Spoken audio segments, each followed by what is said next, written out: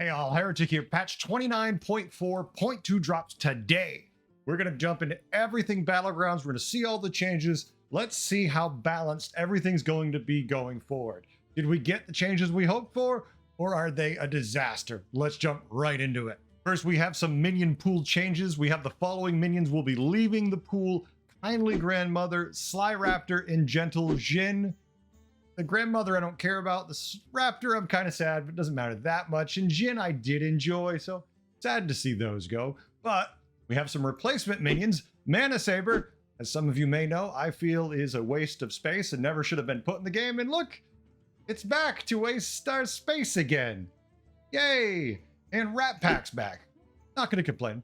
I've seen worse cards. And Little Rag is back with some updates. We'll get to those. Excited to see Little Rag back. I liked his old form. Let's see how he looks now. Let's jump into some existing minion changes we have going on. Rylak Metalhead used to be Taunt, Death Rattle, trigger the battle cry of the minion to the left of this. Now is Taunt, Death Rattle, trigger the battle cry of an adjacent minion. So what this means is it's going to trigger a random battle cry to the right or left. And they say, the devs, that this was, if there are battle cry minions on both sides of Rylak, it'll randomly trigger one. This is primarily a quality of life change after lots of reports from players frustrated they or their duo's partner accidentally put the Rylak in the wrong position and got no effect. So now you just have to remember to not put a battle cry on both sides if you really want one of them and not the other, because then you can complain to them about the random effect. Either way, they're going to get complained at, but I guess Duos was getting them a lot of heat for this. Pokey Thornmantle got hit with a bit of a nerf. Used to be a 4/5. At the end of your turn, your blood gems give an extra +1/+1 this game. Now is a 6/7. At the start of your turn, your blood gems give an extra +1/+1 this game. That means you no longer can use this with Jakari Enchanter, dramatically reducing the effect of this card, because everybody and their mother was playing as many of these as they could with Jakari and just completely screaming ahead of the rest of the lobby. Now they're very much brought in line. No reason to use a Jakari with this board, other than if you have a Chargla. Otherwise, it doesn't feel nearly as good, that's for sure. Party Elemental got a buff nerf. It used to be a 4/2 after you play an Elemental. Give a friendly Elemental other than it +1/+1. Now it is a 3/2 after you play an Elemental. Give a friendly Elemental other than it +2/+1.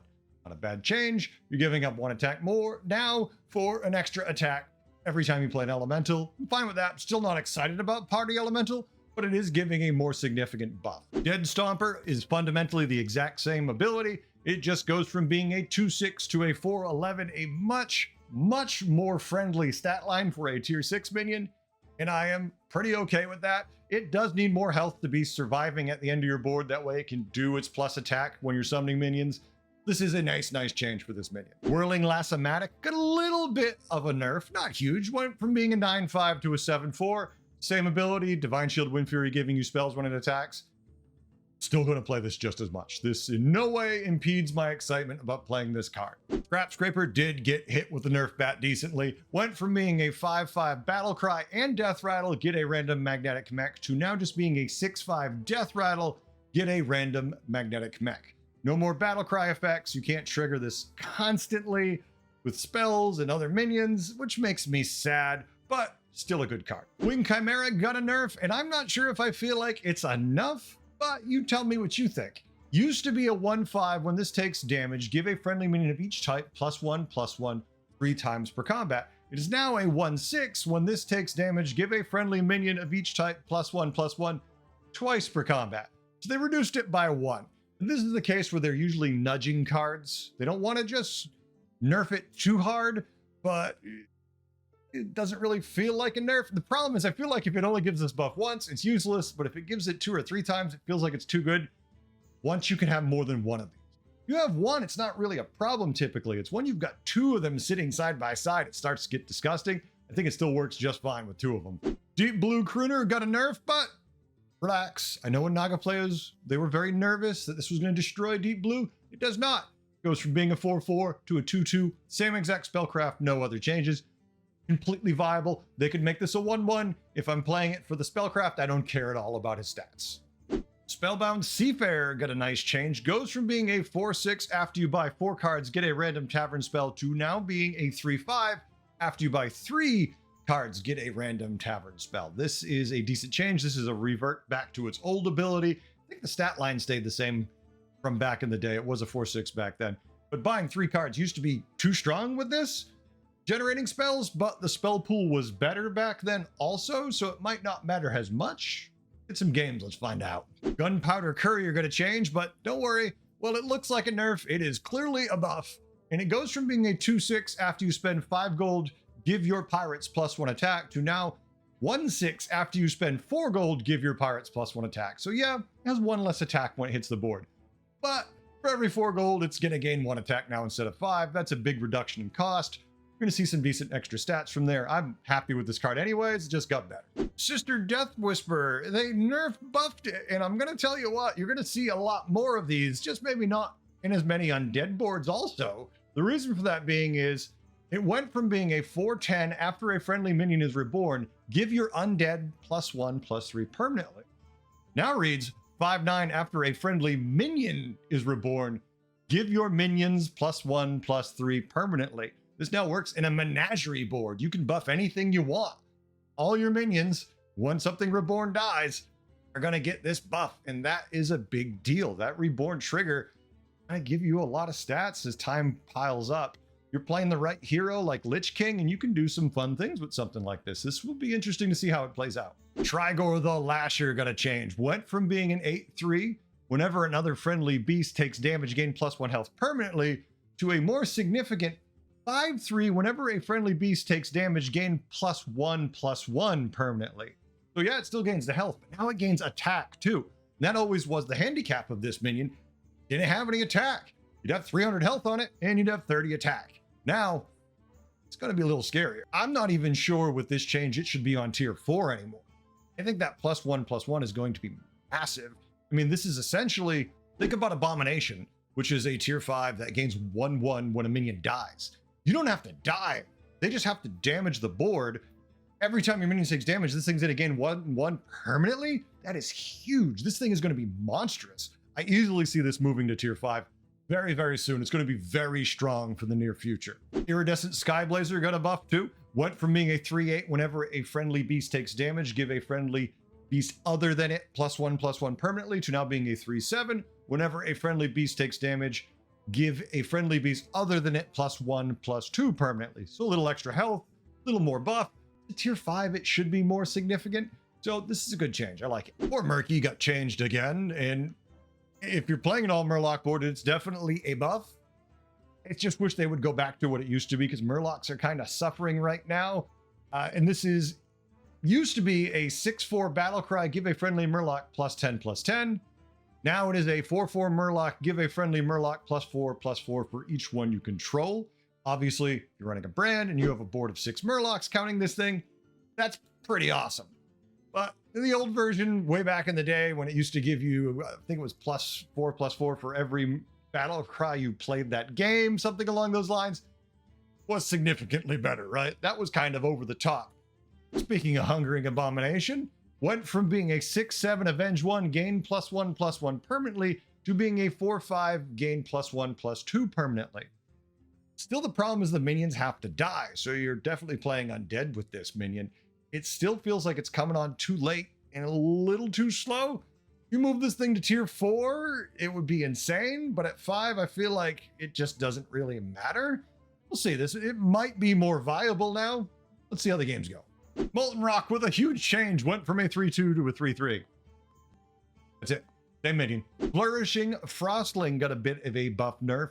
That is, it went from a tier 4 1/1, has +1/+1 for each elemental you played this game, wherever this is, to a tier 5 2/1, has +2/+1 for each elemental you played this game, wherever this is. So you're going to have less of them. You're going to get a little later, but it's going to hit harder.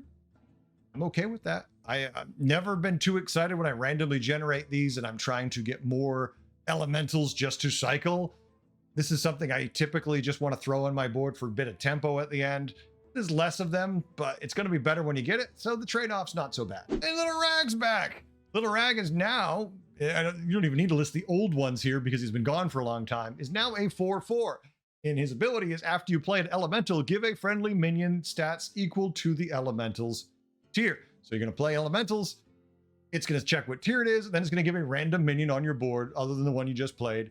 Those stats. It's pretty awesome. You can play any build you want. You're not stuck playing elementals beyond the Ragnaros. Just got to cycle other elementals. So it does favor you running the more traditional elemental builds.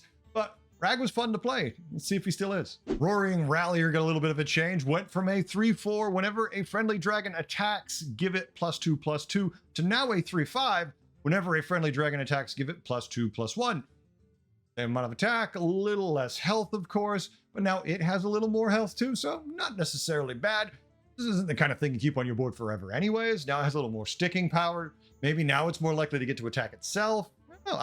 I like the change. It's not that bad. Amber Guardian got a bit of a change. Here we go. Went from being a tier 3, 3/2 start of combat, give another friendly dragon +2/+2 and divine shield, to now being a tier 5. Yes, it went from 3 to 5. 7/7 start of combat, give another friendly dragon +7/+7 and divine shield. Now this is one of the key minions in the whole tier 4 dragon build. Now that this has moved to 5, you need these divine shields to make this build work. So you're either going to have to get really lucky with triples or realistically at least have to start moving up to 5 to get this, because it is going to be very important to that build. And because it's tier 5, there are less of them. I think that is a massive change to this build. We'll see how it plays out, but I don't think we'll see the tier 4 dragon build quite as strong as it's been. Time Captain Hooktail got a little bit of a nerf, but luckily it's not that bad. It's a 2/5 before to a 1/4 now. Same ability. Not too bad. Impulsive Trickster went from being a 2/3 to a 3/3. That's the only change. A little more attack. Works for me. Oozling Gladiator does the same exact battle cry of give 2 slimy shields that give a +1/+1 and taunt spell, but goes from being a 1/2 to a 2/2. In Wrathweaver, oh my god, Wrathweaver was nerfed for just a minute. He went from being a 1/3 and he's back to a 1/4. Where he was for years, where he wasn't for about a month, and he's back again. Same Wrathweaver we've always had, really. Backstage security got a lot more viable. Check this out. Went from being a 4/5 old at the start of your turn, deal 1 damage to your hero, to now being a battle cry, deal 1 damage to your hero. Still a 4/5. Makes him a lot more viable. I hated buying this thing and have to take 3 to 6 damage from it because I'd keep it on the board because it was a 4/5. It was viable. That 1 damage makes that damage a lot more tolerable because I would take it occasionally and take that 4 to 6 and it really hurt, so I didn't like it. Now I'm going to take it every time. Who cares about 1 damage? Fire Dancer got a bit of a buff. Went from a 5/2 to a 6/3, same ability. Defiant Shipwright got an actually pretty big change considering its ability. Used to be whenever this gains attack, gain +1 health. Now is whenever this gains attack, gain +1 health permanently.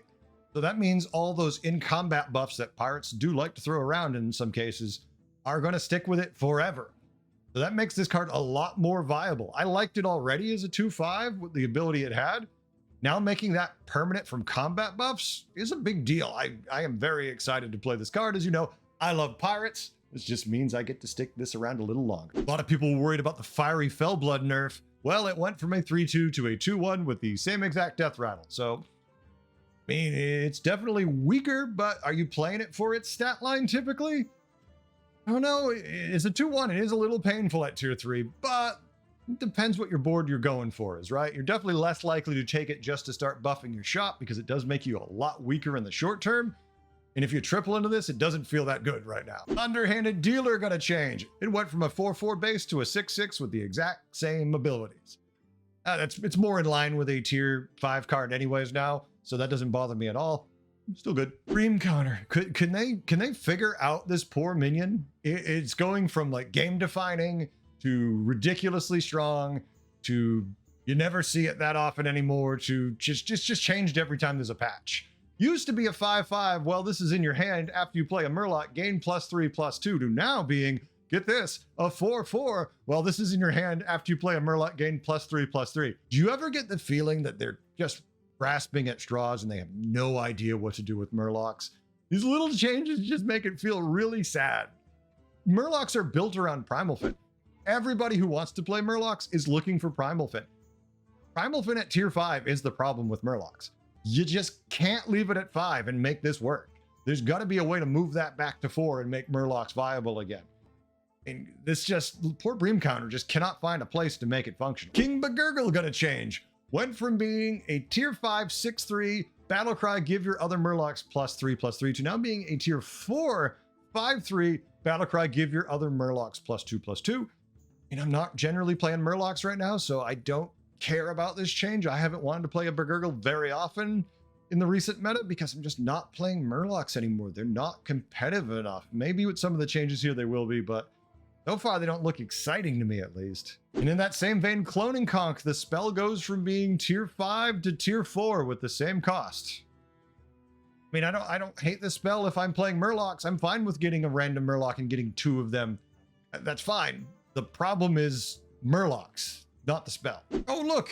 Dreamer's Embrace went from being tier 4 to now being tier 5 because having a lot of these in the pool is frustrating. Moving up to 5 means basically there's less of them since you're not going to be in 5 as long. Worthy change. Scavenge for Parts did get nerfed. Goes from being 2 to 3 gold. But once again, you're getting 3 magnetics, so you're getting 3 minions for the cost of 1. Yeah, you have to wait 3 turns. Just don't buy this if you think you're about to die if you're playing Max, but otherwise, this is still a no-brainer. Great spell. Plunder Seeker got a change. It's a nerf of sorts.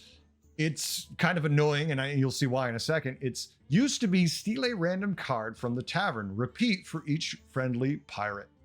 Now it is steal a random card from the tavern for each pirate you control. Do you see why I hate this card now? Because if you randomly generate this and you are not playing pirates, can you play it? Because it says you steal a card for each pirate you control. What if you have no pirates? Can you, or is it, because there have been cases where you get cards that are dead cards, like the card that triggers Battle Cries, Dreamer's Embrace. If you don't have any Battle Cries, you can't play it. They won't let you.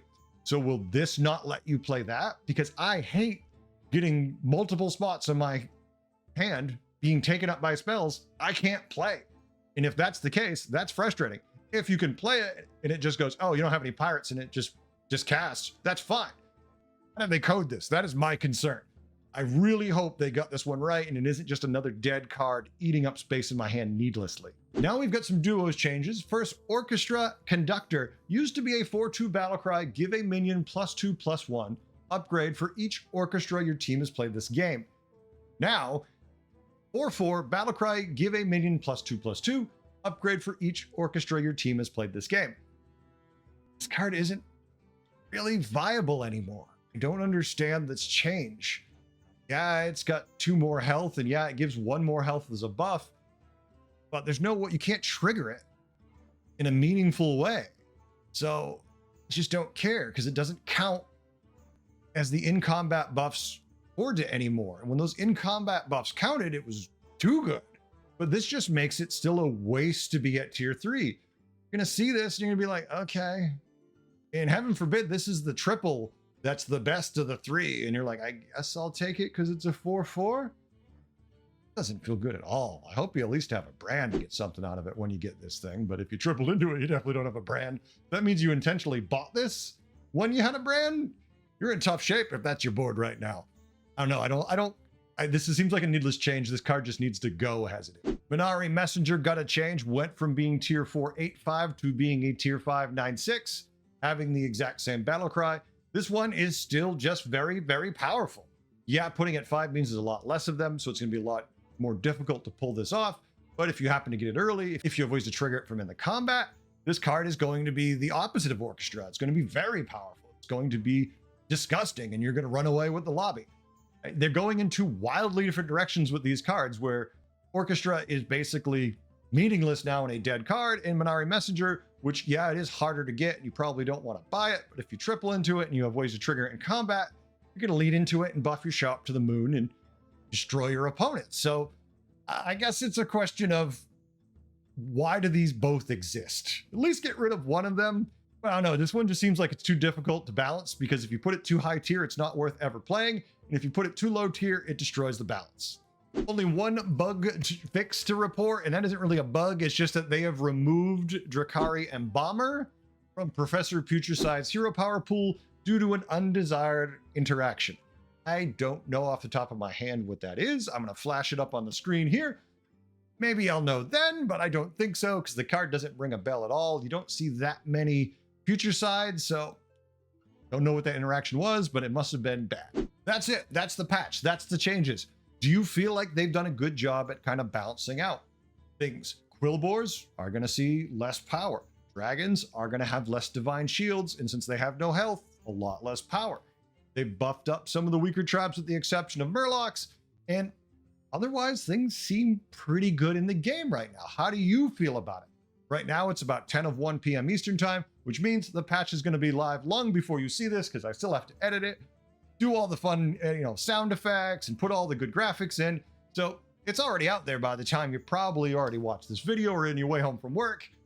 So, these changes are here and I think they sound pretty good myself. I feel cautiously optimistic. Next patch we should get, maybe we're going to be talking about the new mechanic, the new thing coming out. That's going to be the next big thing to me. Balance feels good. I want to know what the next big thing is. What do you think? Are you excited? Are you happy? Let me know in the comments below. Please hit a like, subscribe, all that good stuff helps the channel grow. We're getting closer to that coveted 5,000 subscribers. I appreciate it if you can. It means a lot to me. Thanks for watching all. I hope you learned a few things and I hope you had a good time. Later.